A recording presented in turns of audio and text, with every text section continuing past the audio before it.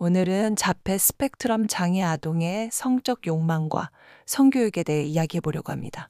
이 주제는 많은 보호자분들이 궁금해하면서도 쉽게 꺼내지 못하는 분야입니다. 하지만 자폐 아동도 우리와 같은 성적 존재입니다.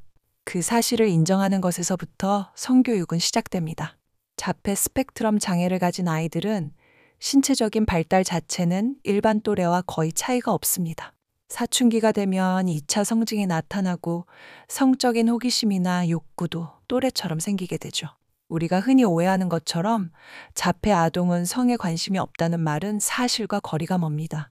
오히려 자폐 특성상 자신의 감정을 말로 표현하기 어려울 뿐이지 관심과 욕구는 충분히 존재합니다. 그렇다면 왜 자폐 아동의 성적 행동이 문제처럼 보일까요? 그 이유는 바로 표현 방식에 있습니다. 아이가 적절한 사회적 신호를 해석하지 못하고 사적 공간과 공적 공간을 구분하지 못하기 때문에 사회적으로 부적절한 행동처럼 비칠 수 있습니다. 예를 들어 공공장소에서 옷을 벗으려 하거나 감각 자극을 위해 자위 행위를 반복하는 경우처럼 말이죠. 이때 보호자와 교사, 즉 아이를 돌보는 어른들이 어떻게 반응하느냐가 매우 중요합니다. 무조건 화를 내거나 야단을 치기보다는 아이가 왜 그런 행동을 했는지 맥락을 살펴보셔야 합니다. 그것이 정말 성적인 충동 때문인지 아니면 감각 추구나 애정 표현의 일환인지 구분해 보셔야 해요. 그리고 아이가 그런 행동을 했을 때는 조용히 중단시킨 후 어떻게 하면 좋을지 구체적으로 알려주셔야 합니다. 이건 혼자 있을 때 자기 방에서만 해도 되는 거야처럼요. 아이는 구체적이고 시각적인 설명을 통해 상황을 인지합니다.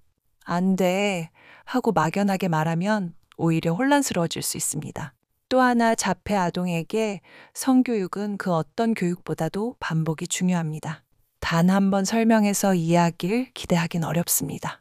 아이의 발달 수준에 맞게 나이에 따라 반복적으로 알려주셔야 합니다. 예를 들어 어린 아동기에는 자신의 몸에 대해 가르치고 속옷으로 가려지는 부위는 특별한 경우 외에는 보여줘선 안 된다는 걸 알려줍니다. 좋은 접촉과 나쁜 접촉이 무엇인지 구분하게 도와주시고 싫을 때는 안 돼요 라고 말하는 방법을 연습하게 해주세요. 그림책, 플래시카드, 역할놀이 같은 시각 자료를 활용하시면 더 효과적입니다.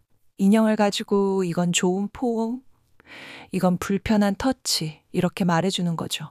사춘기에 들어서면 성적 충동이 강해지고 자위 행위도 늘어나게 됩니다. 이 시기의 성교육은 훨씬 더 구체적이고 직접적이어야 합니다.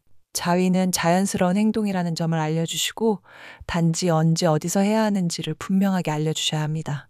사적인 공간, 자기 방에서만 혼자 있을 때만이라는 원칙을 명확히 전달하세요.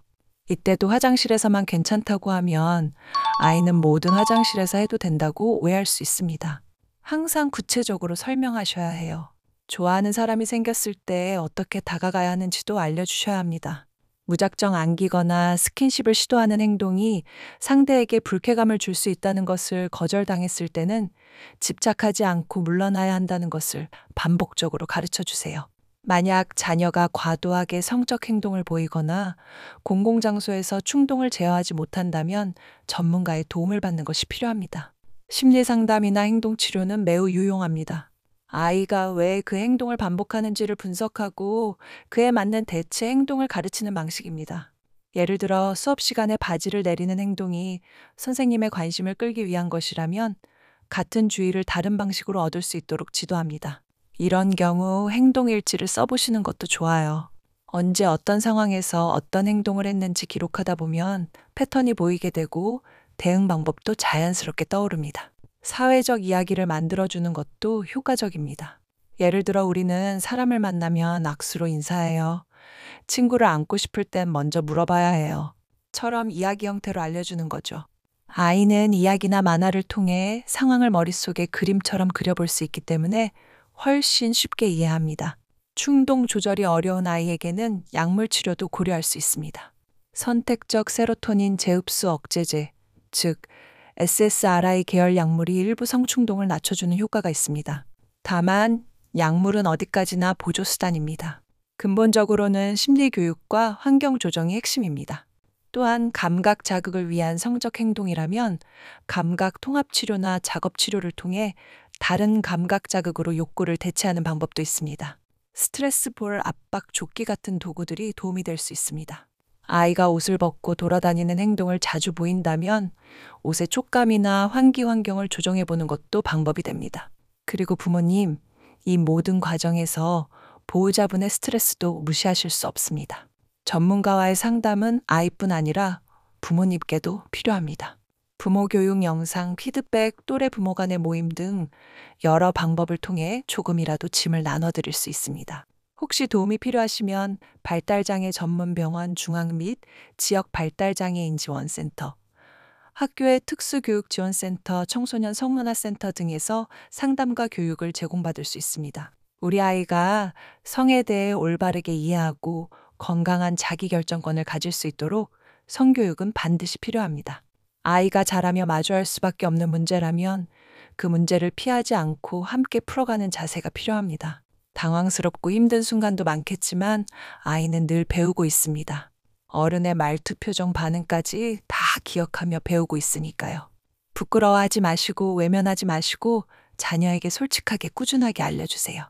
성은 금기나 위험이 아니라 누구에게나 있는 자연스러운 삶의 한 부분입니다. 자폐 아동도 마찬가지입니다. 다만 그 아이가 표현할 수 있도록 설명해 줄 사람이 필요할 뿐입니다. 지금 이 영상을 보시는 보호자님, 선생님, 그리고 우리 사회가 그 역할을 함께 해주시길 바랍니다.